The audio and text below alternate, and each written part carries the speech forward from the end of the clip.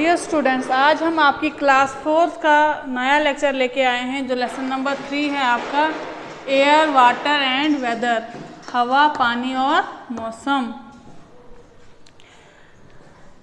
हमारी अर्थ जो है वो surrounded by a layer of air is called as atmosphere. हमारी अर्थ जो है उसके इर्द गिर्द जो है एक लेयर है, किसकी? हवा की, जिसे हम एटमॉस्फेयर कहते हैं।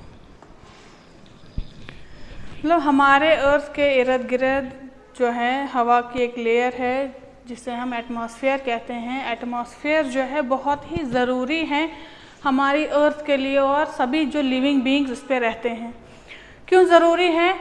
क्योंकि एटमॉस्फेयर जो है ये हमें प्रोटेक्ट करता है हार्मफुल रेज से जो सन से आती हैं।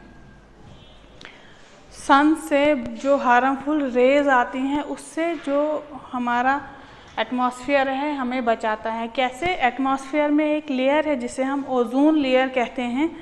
वो जो अल्ट्रावायलेट रेज सन से आती हैं उनको ज़मीन पे आने नहीं देता है।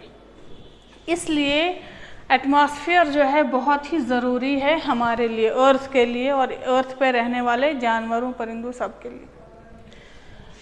सबसे पहला टॉपिक है इसमें एयर। अब क्या कहा हमने? एयर की ही लेयर है जिसे एटमॉस्फेयर कहते हैं। हवा जो है वो हर जगह हमारे आसपास इर्द गिर्द पाई जाती है। हम हवा को देख नहीं सकते, we can not see air but we can feel it, लेकिन हम उसे महसूस कर सकते हैं। कब महसूस कर सकते हैं? जब वो मूव कर रही हो, चल रही हो। अगर हवा एक जगह है तो हमें वो महसूस नहीं होती, लेकिन जो ही उसमें मूवमेंट शुरू हो जाती है हवा में तो हमें वो फील होने लगती है।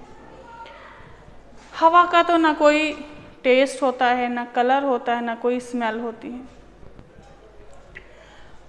एयर जो है इसका वेट होता है, अगर हम इसका वेट करें तो वेट होगा इसका, और ये जगह पकड़ती है। मतलब कोई भी जगह, खाली जगह है, ये घेर लेती है, फिल कर लेती है एम्प्टी स्पेस को।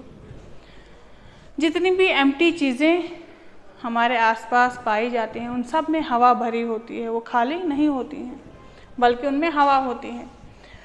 हवा जो है, एयर जो है, ज़्यादातर इसमें कौन कौन सी गैसेस पाई जाती हैं? नाइट्रोजन और ऑक्सीजन।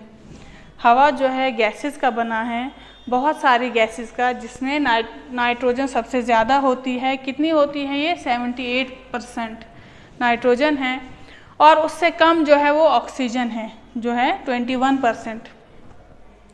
ऑक्सीजन जो है हमारे लिए बहुत ज़रूरी है। हम जब सांस लेते हैं तो हमारी बॉडी में ऑक्सीजन बहुत ज़रूरी होता है।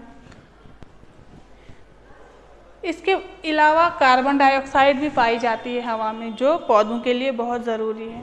उनके फोटोसिंथेसिस के दौरान कार्बन डाइऑक्साइड उन्हें इस्तेमाल करनी होती है। इसलिए हवा जो है जानवरों के लिए भी ज़रूरी है, इंसानों के लिए भी और पौधों के लिए भी। और जो रिमेनिंग पार्ट है हवा का, उसमें दूसरी गैसेस हैं जो बहुत कम क्वांटिटी में पाई जाती हैं, और एक स्मॉल अमाउंट किसका? वाटर वेपर्स का। ये भी किसमें? हवा में पाए जाते हैं। अब है हॉट एंड कोल्ड एयर, गर्म और ठंडी हवा के बारे में हम पढ़ेंगे। जो मूवमेंट होती है हवा की इसी वजह से होती है। क्या होता है? मतलब चलती हुई हवा को हम विंड कहते हैं। जब हवा चल रही होती है तो उसे हम विंड कहते हैं, मूविंग एयर को विंड कहते हैं। क्या होता है? मूवमेंट कैसे होती है विंड की? जब सूरज की गर्मी की वजह से हवा जो है वो गर्म हो जाती है तो वो लाइट हो जाती है, हल्की हो जाती है, तो वो एटमॉस्फेयर में ऊपर चली जाती हैं। अब जो वो जगह खाली रह गई, जब हवा ऊपर चली गई, जगह जो खाली रह गई वहाँ पे ठंडी हवा जो है वो जगह पकड़ लेती है। इसी वजह से मूवमेंट होती है एयर की, तो हमें ठंडा, मतलब ठंडा महसूस होता है जब हवा चल रही होती है। गर्म हवा एटमॉस्फेयर में ऊपर चली जाती हैं और जो कोल्ड हवा है, ठंडी हवा है, वो उसकी जगह ले लेती है, तो हमें मतलब ठंडा महसूस होता है।